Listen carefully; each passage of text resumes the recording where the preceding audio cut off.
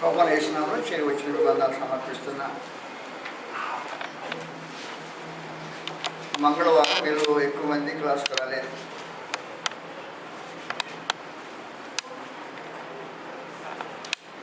యోహాను సువార్త 17వ అధ్యాయం 3వ వచనంలో సమాచారం రాబడింది. యోహాను సువార్త 17వ అధ్యాయం 3వ వచనం. అద్వితీయ సత్యదేవుడు అయిన నిన్నును నీవు పంపిన యేసు క్రీస్తును ఎరుగుటియే నిత్య జీవం. నిత్య జీవానికి ఆధారమైంది రెండు ప్రత్యేకమైన సంగతులు. అద్వితీయుడు సత్యదేవుడైన తండ్రిని, ఆయన పంపిన యేసుక్రీస్తుని ఎరుగుట నిత్య జీవం అనుకున్నాం అని గ్రంథం తెలియజేస్తుంది. కాబట్టి దేవుని ఎరుగుట అనేది దేవుని విశ్వసించడం అనే మాటలతో ఉండలా. దేవుని ఎరుగుట అంటే దేవుని వ్యక్తిగా ఎరగాల్సిన అవసరం ఉంది అని చెప్పుకున్నాం. దేవుడు ఒక వ్యక్తి అనే సమాచారం ఎరగాలి మనుషులు. 2, దేవుని యొక్క స్వభావాన్ని ఎరగాలి. దేవుని స్వభావాన్ని ఎరగకుండా దేవుని ఎరిగినట్టు కాదు. 3, దేవుని చిత్తాన్ని ఎరగాలి. దేవుని చిత్తం ఎరగకుండా దేవుని ఎరిగినట్టు కాదు. కాబట్టి దేవుని ఎరగకుండా నిత్యజీవం పొందాలని ఎదురు చూసేవాళ్ళు నిరాశపరచబడతారు. ఈ రోజున ప్రభువును యేసుక్రీస్తుని ఎరుగుట అనే ఒక విశేషమైన సంగతిని గురించి ఆలోచించేస్తాం. ప్రభువును యేసుక్రీస్తుని గురించి అది అనేకులకు తెలియదు. ఈ మాట మాట్లాడటం నేను ఆశ్చర్యపోవట్లేదు, మీరు ఆశ్చర్యపోవాల్సిన అవసరం లేదు. అసలు మీకు ఇంతకీ ప్రభువును యేసు ఎవరో తెలుసునో లేదో నాకు అనుమానం. ప్రభువును యేసుని గురించిన అపార్థాలు గ్రంథం చూసుకొని అపార్థం చేసిన అనేక మంది ఉన్నారు. ప్రభువును యేసుని ఎరుగని వాళ్ళు ఏమంటుంటారంటే అబద్ధ బోధలు చేస్తారు. మొదటి అబద్ధ బోధ, ఒకప్పుడు ఆయన దేవుడుగా ఉన్నాడని, ఆ దేవుడు తండ్రిగా ఉన్నాడని, తండ్రి కుమారుడు అయ్యాడని, అందుకని దేవుని కుమారుడు అయ్యాడని అంటూ మొదలెట్టేశారు. ఆ తర్వాత ఆయన పరిశుద్ధాత్మగా వచ్చాడని, త్రిత్వమని మాట్లాడేవాడికి కృష్ణప్రభు అంటే అసలు ఎవరో తెలియదు. ఖచ్చితంగా కృష్ణప్రభుని మాట్లాడడం అలాంటి వాడికి హక్కు లేదు. బైబిల్ సంపూర్ణంగా అలాంటి అబద్ధ బోధకు విరోధంగా మాట్లాడుతుంది. దాని గురించి నేను ఇప్పుడు వివరించడానికి ఆలోచన చేయటలా. 2వ ఒక వింతైన అబద్ధ బోధ ఉంది క్రీస్తు సంఘాల్లో. వాటి మనం క్రీస్తు సంఘాలు అన్నారో కాదో నాకు అనుమానం. అదేంటంటే నిత్యత్వంలో దేవుడున్నాడు, దేవదూతలు ఉన్నారు, ఆత్మలు ఉన్నాయి. వాటిలో ఒక వ్యక్తి దేవత్వం యొక్క పరిపూర్ణతను సాధించాడంట. ఆ సాధించిన వ్యక్తికి దేవుడు కుమారుడు అని పేరు పెట్టాడంట. అలాంటి అనేక మంది కుమారులు భూమి మీద కావాలని నరులను చేశాడంట. ఇలాంటి అబద్ధ బోధ క్రీస్తు సంఘాలు అనబడే వాటిలో ఉన్నాయి. ఇది అబద్ధ బోధ. అసలు వాస్తవానికి దేవుని కుమారుడు అని క్రీస్తు అంటే గ్రంథం ఏం చెప్తుంది? అలా ఎరిగితే ఎరిగినట్టు, లేకపోతే ఎరిగినట్టు కాదు.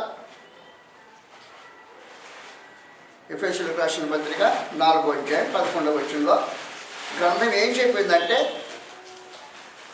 మనమందరము విశ్వాస విషయంలోనూ దేవుని కుమారుని గురించిన జ్ఞానం విషయంలోనూ ఏకత్వము పొంది సంపూర్ణ పురుషుల మగ వరకు. కాబట్టి దేవుని కుమారుని గురించిన జ్ఞానం విషయంలో అందరం ఏకత్వం పొందాలి. ఒకే విశ్వాసం కలిగి ఉండాలి. ఏక శరీరం అంటే ఏక విశ్వాసం కలిగిందై ఉండాలి. నువ్వు నిజంగా మీరు క్రీస్తుబాబు సంఘమై ఉంటే ఎంతమంది ఉన్నాయి కూర్చున్న వారందరికీ ఒకే రకమైన విశ్వాసం అంటే మీకు క్రీస్తు సంఘమై ఏక శరీరమై ఉండడానికి అవకాశం ఉంటుంది.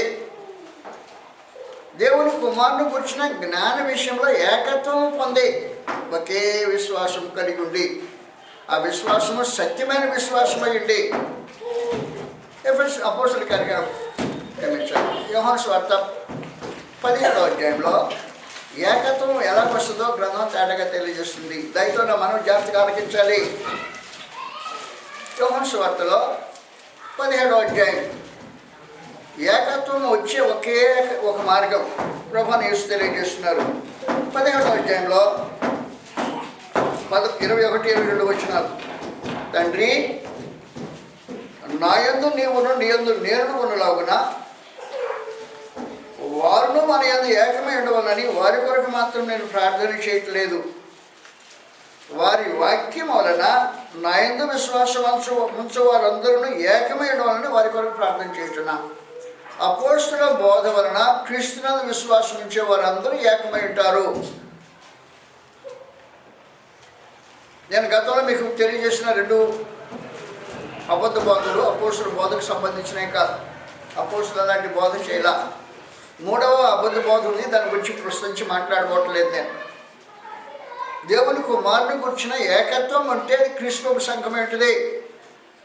మనమందరం విశ్వాస విషయంలో దేవుని కుమారుని గురించిన జ్ఞాన విషయంలో ఏకత్వం పొంది గ్రంథం మాట్లాడని కథలు, కాకమ్మ కథలు చెప్పేవాళ్ళు చాలామంది ఉన్నారు. క్రీస్తు సంఘం పేరిటే నేను చెప్పిన కాకమ్మ కథ ఉందే. నిత్యత్వంలో దేవుడు ఒక వ్యక్తికి కుమారుడు అని పేరు పెట్టాడంట. ఎందుకు పెట్టాడంటే దేవత్వం యొక్క లక్షణాలు సంపూర్ణతను సాధించాడంట ఆత్మ.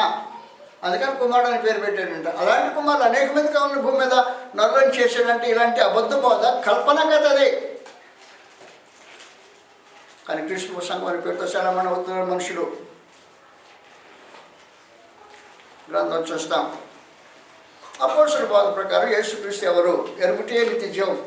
ఆయన ఎరుగకుండా నిత్య జీవం పొందేదానికి అవకాశం. అలాగే క్రీస్తు ప్రభు ఎవరో నీకు తెలియకుండా ఆయన విశ్వాసం ఏంటి? అర్ధరహితమైన సమాచారం. హెబ్రీయులకు రాసిన పత్రిక 1వ అధ్యాయం. హెబ్రీయులకు 1వ అధ్యాయం 1 నుండి. పూర్వకాలమందు నానా సమయముల్లో నానా విధములుగా ప్రవక్తల ద్వారా మన పితరులతో మాట్లాడిన దేవుడు ఈ దినమున అంతమందు తన కుమారుని ద్వారా మనతో మాట్లాడుతున్నాడు. అది విశేషమైన సంగతి. పూర్వకాలము దేవుడు నానా విధాలుగా అనేక సమయాల్లో ప్రవక్తల ద్వారా పితరులతో మాట్లాడాడంట. ఈ దినమున అంతమందు తన కుమారుని ద్వారా మనతో మాట్లాడుతున్నాడు. కాబట్టి ప్రభువైన యేసు ద్వారా దేవుడు నేడు మనుషులతో మాట్లాడే ఒక విశేషమైన కార్యక్రమం ఉంది. దేవుడు మాట్లాడతాడు క్రీస్తు ప్రభు ద్వారా. అందువలన తండ్రి కుమారుడు ఒకటే అంటానికి అబద్ధ బోధన సంగతి తెలిపోతుంది.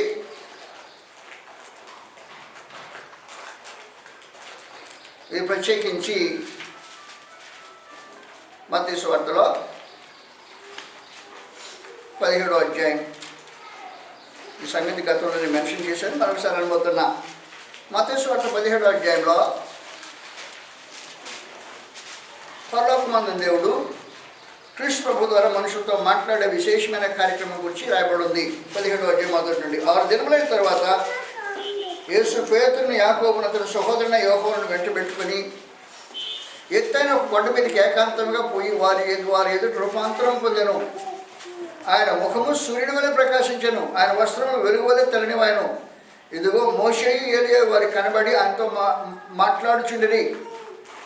అప్పుడు పేతురు, ప్రభువా, మనం ఇక్కడ ఉండటం మంచిది. నీకు ఇష్టమైతే ఇక్కడ నీకు ఒకటియు, మోషేకు ఒకటియు, ఏలియాకు ఒకటియు 3 పన్నుసార్లు కట్టుదామని యేసుతో చెప్పాను. అతడు ఇంకనూ మాట్లాడుచుండగా ఇదిగో ప్రకాశమైన మేఘము వారిని కమ్ముకొనెను. ఇదిగో ఈయన నా ప్రియకుమారుడు, ఈయన యందు నేను ఆనందిస్తున్నాను. ఈయన మాట వినడానికి ఒక శబ్దము ఆకాశం నుండి, ఆ మేఘం నుండి పుట్టెను. ప్రత్యేకించి ఇది రూపాంతరం కొండ మీద జరిగిన విశేషమైన కార్యక్రమం. గతంలో అన్నాను, మళ్ళీ అంటున్నా. ప్రభువైన యేసు, మోషే, ఏలియాలు, మళ్ళా వారికి 3, పేతురు, యాకోబు, యోహాను అనే ముగ్గురు అంతస్తులో ఉన్నవారు, 3 సేవకులుగా ఉండటానికి ఇష్టపడిన మనుషులు. వాస్తవానికి మోషే, ఏలియాలను పేతురు ఎలాగూ గుర్తుపెట్టాడో నాకు తెలియదు. అది ఇప్పుడు చర్చనీయాంశం కాదు. కానీ ప్రభువైన యేసుతో పాటు మోషేయు, ఏలియాలు ఉన్నారు. మోషే ధర్మశాస్త్రానికి ప్రతినిధి. ఏలియా ప్రవక్తలకు ప్రతినిధి. ధర్మశాస్త్రం ప్రవక్తలాగా వచ్చిన మిగిలిపోయిన తర్వాత క్రీస్తు ప్రభు క్రొత్త నిబంధనకు ప్రతినిధి. కాబట్టి పేతురు సలహా ఏంటంటే, ప్రభువైన యేసు నీతో పాటు ఆడు ధర్మశాస్త్రము క్రొత్త నిబంధనతో పాటు ధర్మశాస్త్రము ప్రవక్త లక్షణంగా వచ్చి కలుపుకొని అన్నట్టు తన భావం తెలియజేస్తుంటే పరలోకమంది దేవుడు జోక్యం పెంచుకున్నాడు. తప్పు, అలాగది మాట్లాడుతూ నా ఉద్దేశం ఇదని పరలోకమంది దేవుడు తెలియజేశాడు. మోషే ఏలియాలు కాదు ఇక మీదట, ఈయన నా ప్రియకుమారుడు, ఈయన ఎందుకు నామదస్తుడు, ఈయన మాట వినండి. కాబట్టి దేవుని క్రీస్తు ప్రభు మాట వినటం దేవుని యొక్క చిత్తం. దేవుని కుమారుడు అంటే అర్థం ఏంటి? ఏప్రిల్ ప్రశ్న పత్రిక అర్థం చెప్పుద్ది. మనం సొంతంగా అర్థం చెప్పాల్సిన అవసరంలా, కథలు చెప్పక్కర్లేదు. దేవదూతలు ఎప్పుడు పరలోకంలో ఉన్నారు, వాళ్ళకి ఒక ఆయనకి కుమారుడు అని పేరు పెట్టాడు. అలాంటి అనేక మంది కుమారులుగా ఉన్న భూమి మీద వేసే మనుషులు చేశాడని అబద్ధ కథలు చెప్పాల్సిన అవసరం లేదు. గ్రంథం చెప్తుంది ఈ సమాచారం ఏంటో. ఏప్రిల్ 1వ అధ్యాయం, ఏప్రిల్ 1వ అధ్యాయంలో దేవుని కుమారుడు క్రీస్తు అంటే అర్థం ఏంటో గ్రంథం తేటగా మాట్లాడుతుంది. ఎవడు మాట్లాడాల్సిన అవసరం లే. 1వ అధ్యాయం. పూర్వకాలమందు నానా సమయముల్లో నానా విధములుగా ప్రవక్తల ద్వారా మన పితరులతో మాట్లాడే దేవుడు ఈ దినముల అంతమందు కుమారుని ద్వారా మనతో మాట్లాడాను. ఆయన ఆ కుమారుని సమస్తములకు వారసునిగా నియమించను. ఆయన ద్వారా ప్రపంచంలోనే నిర్మించను. ఆయన కుమారుడు దేవుని మహిమ యొక్క తేజస్సును, ఆయన తత్వం యొక్క మూర్తివంతమునయండి తన మహత్తుగల మాట చేత సమస్తము నిర్వహించుతూ పాపముల విషయంలో శుద్ధీకరణము తానే చేసి దేవదూతల కంటే ఎంత శ్రేష్టమైన నామం పొందినో వారి కంటే అంత శ్రేష్ఠుడై ఉన్నత లోకమందు మహామహుడు దేవుని కుడి పార్శ్వమున కూర్చుండి ఉండెను. కాబట్టి దేవుని కుమారుడు అంటే ఎవరంటే కేవలం దేవుని మహిమ యొక్క తేజస్సు, దేవుని మహిమ యొక్క తేజస్సు, ఆయన చిత్తం యొక్క ఆయన తత్వం యొక్క మూర్తివంతమై ఉండి మహత్తుగా తన మాట సర్వము నిర్వహించేవాడు దేవుని కుమారుడు. పాపముల విషయమై శుద్ధీకరణ తానే చేసి దేవదూతల కంటే ఎంత శ్రేష్టమైన నామం పొందినో వారికంటే అంత శ్రేష్ఠుడై ఉన్నత లోకమందు మహామహుడు దేవుని కుడి పార్శ్వమున కూర్చుండి ఉండెను. చెప్తున్నాడు, దానికి అర్థం చెప్పేసినట్టు మీరు జాగ్రత్త గుర్తుపెట్టుకోవాలా. నీవు నా కుమారుడవు, నేడు నిన్ను కలిగి ఉన్నాను అని అని పరలోకమందుడు ఏమన్నాడంటే కృష్ణుని గురించి, నీవు నా కుమారుడవు, నేను నిన్ను కలిగి ఉన్నాను అన్నాడు. నేడు అనేది నిత్యత్వం ఉండే కార్యక్రమం కాదు. నేడు అనేది టైం ప్రారంభం కాడి నుంచి వచ్చినప్పుడు ఉంటుంది. నిత్యత్వంలో నేడు అనేది ఉండదు. కాబట్టి అబద్ధవాదులు ఏం చేశారన్నమాట, నిత్యత్వంలో కుమారుడై ఉన్నాడు అంటున్నారు. గ్రంథం అంటలేదు.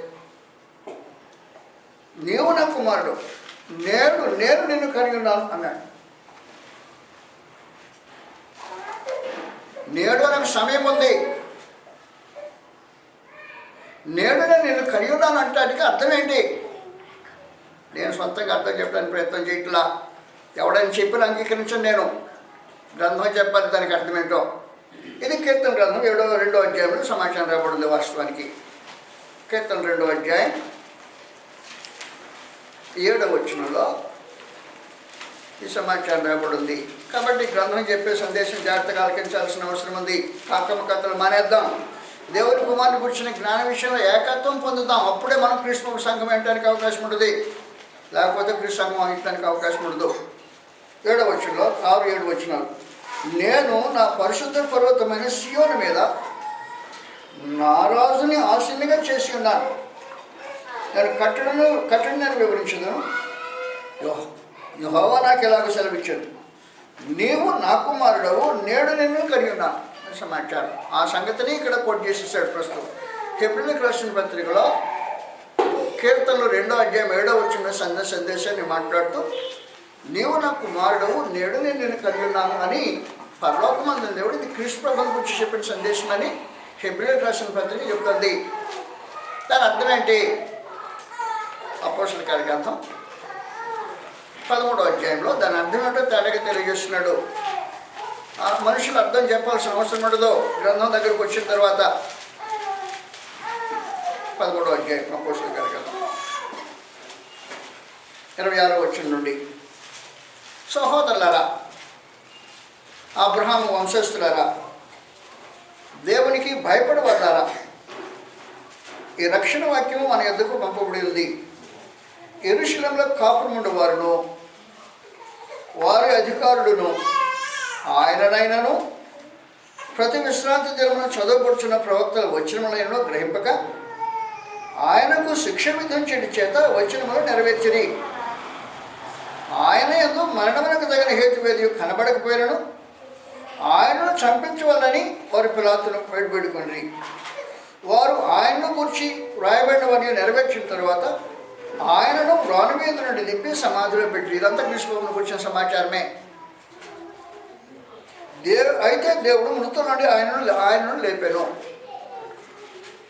ఆయన గలిలయ నుండి యెరూషలేమునకు తనతో కూడా వచ్చిన వారికి అనేక దినములు కనబడెను.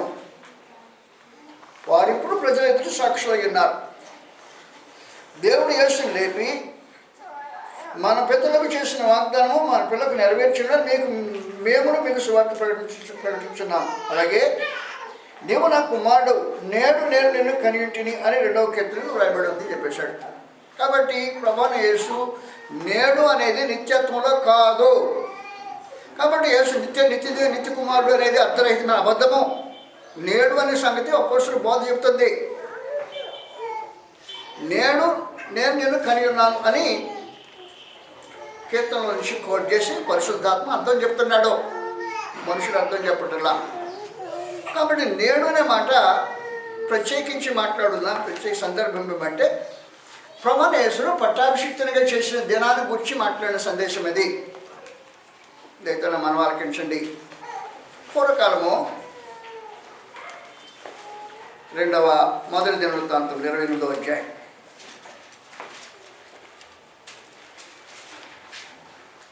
మొదటి దినవృత్తాంతంలో 28వ అధ్యాయం 5వ వచనం రాబడింది. యెహోవా నాకు అనేక మంది కుమారులను దయచేసి ఉన్నాడు. దావీదు మాట్లాడుతున్నాడు. అయితే ఇశ్రాయేలు పైన యెహోవా రాజ్యసింహాసనం మీద కూర్చుండుటకు ఆయన నా కుమారులలో సొలొమోను కోరుకొని. మొదటి దినవృత్తాంతంలో 28వ అధ్యాయం 5వ వచనం నుండి యెహోవా నాకు అనేక మంది కుమారులను దయచేసి అయితే ఇశ్రాయేలు పైన యెహోవా రాజ్యసింహాసనం కూర్చుండుటకు ఆయన నా కుమారులలో సొలొమోను కోరుకొని ఆయన నాతో ఇలాగో సెలవిచ్చాను. గుర్తుపెట్టుకో జాగ్రత్తగా. నేను నీ కుమారుడైన సొలొమోనును నాకు కుమారునిగా ఏర్పరచుకొని ఉన్నా. పరమ దేవుడు చెప్తున్న సమాచారం జాగ్రత్తగా ఆలకించాలి. రాజైన దావీదు కుమారుడైన సొలొమోను దేవుడు ఏం చేశాడంట, నీ కుమారుడైన సొలొమోను నాకు కుమారునిగా నేను స్వీకరించానని చెప్పాడు. కాబట్టి దావీదు కుమారుడైన సొలొమోను దేవుని కుమారుడిగా స్వీకరించబడే ప్రత్యేకమైన ఏర్పాటు. నేను నీ కుమారుడైన సొలొమోను నాకు కుమారునిగా ఏర్పరచుకొని ఉన్నాను, నేను అతనికి తండ్రి అయ్యుందును. పరమందేవుడు ప్రత్యేకించి యెహోవా రాజ్యసింహాసనం అది సొలొమోనుకి ఇవ్వబడింది. యెహోవా రాజ్యసింహాసనం సొలొమోను సింహాసనం కదా ఇది. యెహోవా రాజ్యసింహాసనం మీద దావీదు కుమారుడైన సొలొమోను కూర్చొని పెట్టబడ్డాడు. సొలొమోను కూర్చొని పెట్టబడినప్పుడు పరమందేవుడు ఏం చెప్పాడంటే, ఈ సొలొమోను నీ కుమారుడు నా సింహాసనం మీద కూర్చున్న నీ కుమారుడు నా కుమారుడై ఉంటాడు, నా సింహాసనం మీద అతను కూర్చుని పెట్టాను, నీ కుమారుని నా కుమారునిగా నేను చేసుకున్నాను అని చెప్పాడు పరలోకమందు దేవుడు. నేను అతనికి తండ్రి అయ్యుడు. కాబట్టి సొలొమోను దావీదు కుమారునికి దేవుడు తండ్రి అయి ఉంటాడు, దావీదు కుమారుడు దేవునికి కుమారుడు అయి ఉంటాడు. అది విశేషమైన సమాచారం. దీనికి సంబంధించి గ్రంథంలో ఎలా రాబడింది కింద చదువుతాం. హెబ్రీయులకు రాసిన పత్రికలో 1వ అధ్యాయం. ఈ సమాచారం అంతా తెలియజేసేది హెబ్రీయులకు రాసిన పత్రిక 1వ అధ్యాయంలోనే. యేసు దేవుని కుమారుడు అంటే అర్థం చెప్పేది ఇక్కడ మాత్రమే. హెబ్రీ 1వ అధ్యాయంలో ఈ సమాచారం మాట్లాడుతున్నాడు.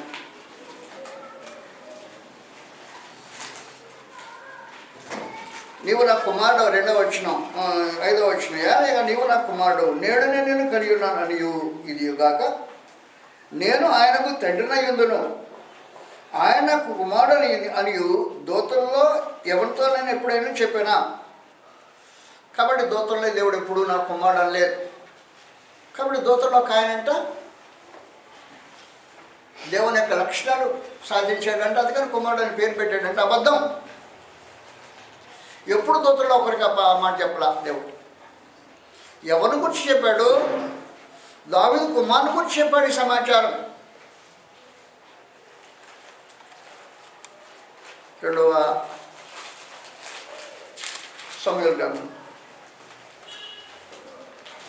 2వ సమూయేలులో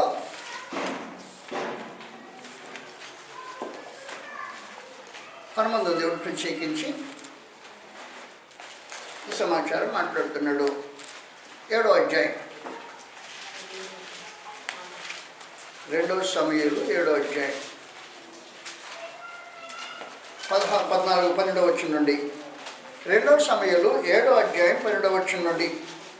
నీ దినములు అంటే దావీదు యొక్క దినములు సంపూర్ణములగునప్పుడు నీవు నీ పితరులతో కూడా నిద్రించిన తర్వాత నీ గర్భం నుండి వచ్చిన నీ సంతతిని హెచ్చించి రాజ్యం అతనికి స్థిరపరచుదును. అతడు నా నామ ఘనత కొరకు ఒక మందిరమును కట్టించును. అతని రాజ్యసింహాసనం నేను నిత్యముగా స్థిరపరచుదును. గుర్తుపెట్టుకో. 14వ వచనం, నేను అతనికి తండ్రినై ఉండును, అతడు నాకు కుమారుడై ఉండును. ఇది దావీదు కుమారునికి తెలియజేసిన విశేషమైన సంగతి. దావీదు సింహాసనానికి వారసుడైన వారికి పరలోకమందు దేవుడు చేసిన వాగ్దానం. నేను అతనికి తండ్రినై ఉండును, అతడు నాకు కుమారుడై ఉండును. ఎప్పుడు పుట్టే కుమారుడు ఇతను, సొలొమోను కాదు. ఇది సొలొమోను గురించి చెప్పిన సమాచారం కాదు. సొలొమోను అయితే వేరు. 12వ వచనం మరోసారి చదువుతాం. నీ దినములు సంపూర్ణములగునప్పుడు నీవు నీ పితరులతో కూడా నిద్రించిన తర్వాత నీ గర్భంలోని వచ్చిన నీ సంతతిని హెచ్చించి. సొలొమోను నిద్రించిన తర్వాత పుట్టిన కుమారుడు కాదు. సొలొమోను బ్రతికున్నప్పుడు పుట్టిన కుమారుడు.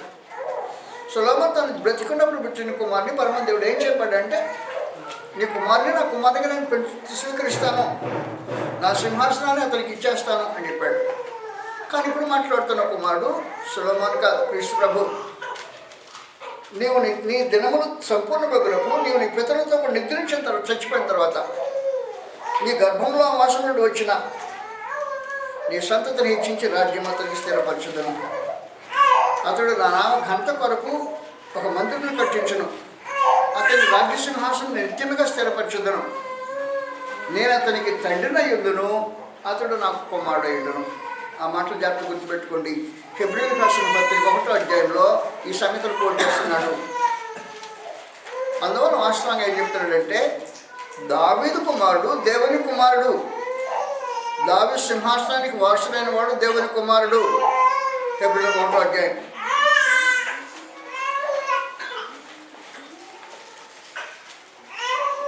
నీవు నా కుమారుడు, నేడు నేను కరియున్నానని కీర్తన 2:7 వచ్చిన సమాచారం. ఇదిగాక నేను అతనికి తండ్రినై ఉండును,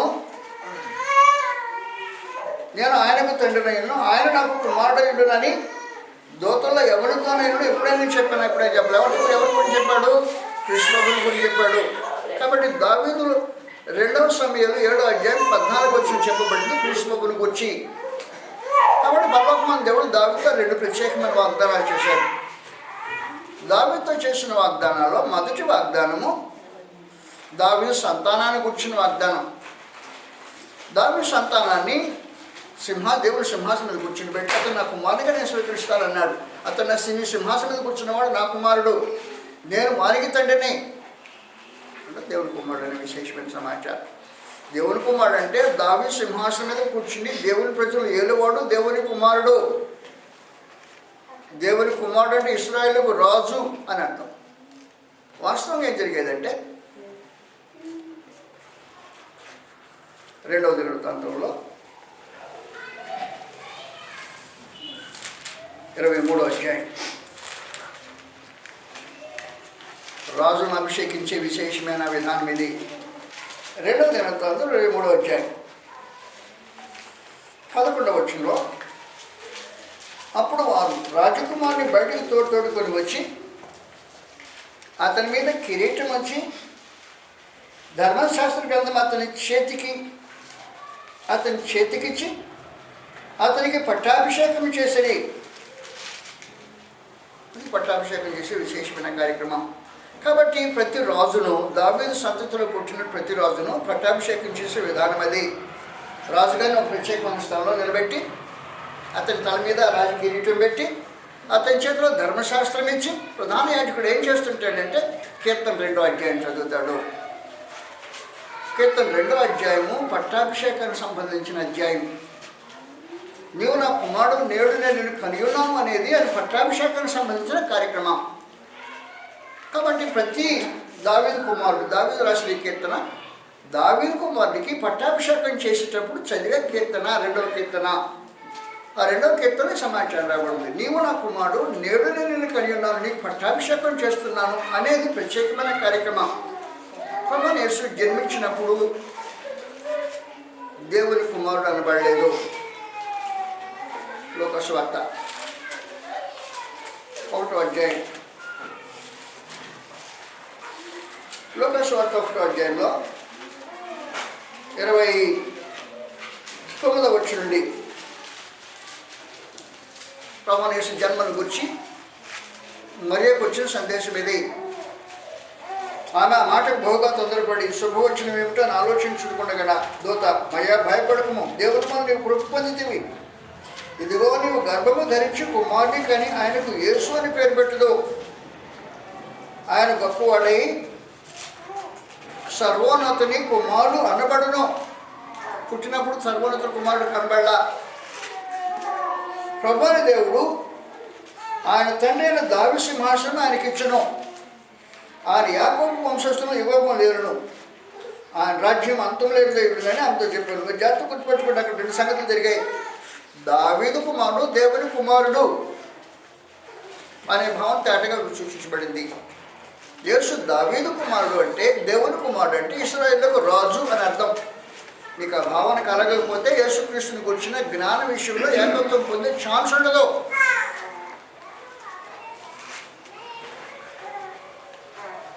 దేవుని కుమారుడైన యేసు ఇశ్రాయేలుకు రాజు.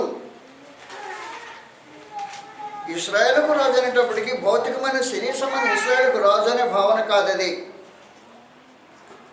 ఈ ఇశ్రాయేలు దేవుని ఇశ్రాయేలు, ప్రత్యేకించి దేవుని ఇశ్రాయేలుకు క్రీస్తు రాజు. గలతీయులకు రాసిన పత్రికలో దేవుని ఇశ్రాయేలు యొక్క ప్రత్యేకతల గురించి, భౌతికమైన ఇశ్రాయేలుకు వారికి సంబంధం లేదు. వాస్తవానికి వీరు సున్నతి సంబంధాలు కాదు.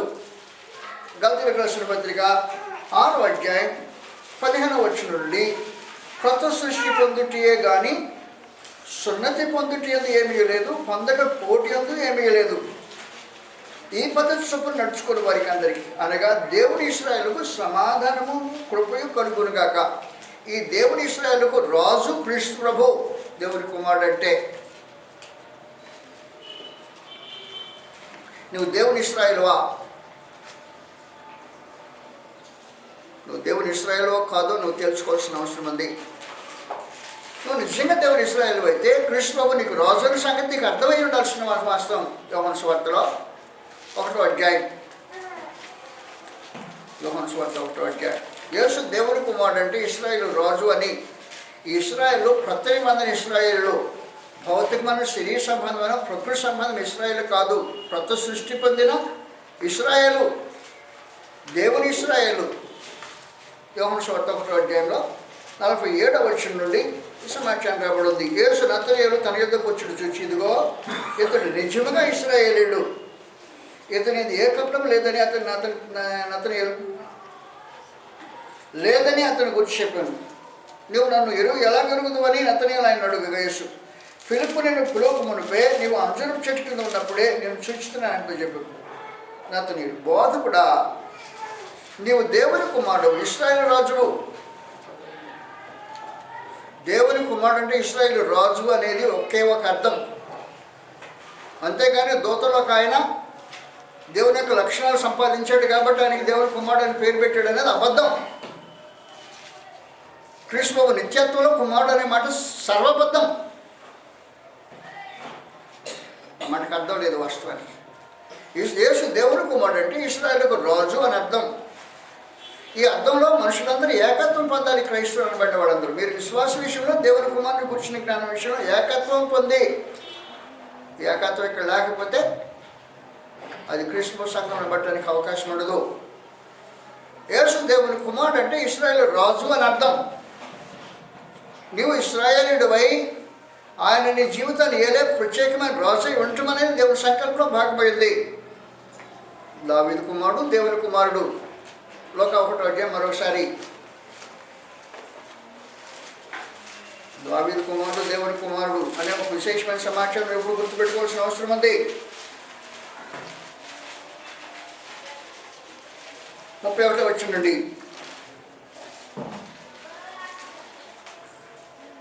ఇదిగో నీవు గర్భము ధరించి కుమారుని కని ఆయనకు యేసు అని పేరు పెట్టుదువు. ఆయన గొప్పవాడై సర్వోన్నతుని కుమారుడు అనబడును. ప్రభు అయిన దేవుడు ఆయన తండ్రిని దావీదు సింహాసనం ఆయనకి ఇచ్చును.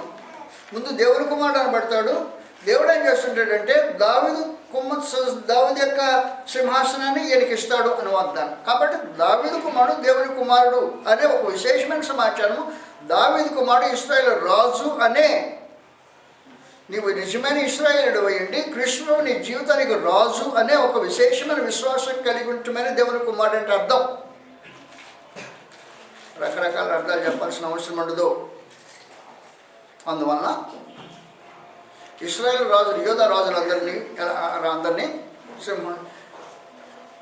పట్టాభిషేకం చేసే రోజున ప్రత్యేకమైన స్థలంలో నిలబెట్టి అతని మీద తన మీద కిరీటం పెట్టి అతని చేతిలో ధర్మశాస్త్రం ఇచ్చి 2వ కీర్తన చదువుతాడని చెప్పారు ప్రధాన యాజకుడు. అది తరతరాలుగా జరుగుతూ వచ్చిన కార్యక్రమం.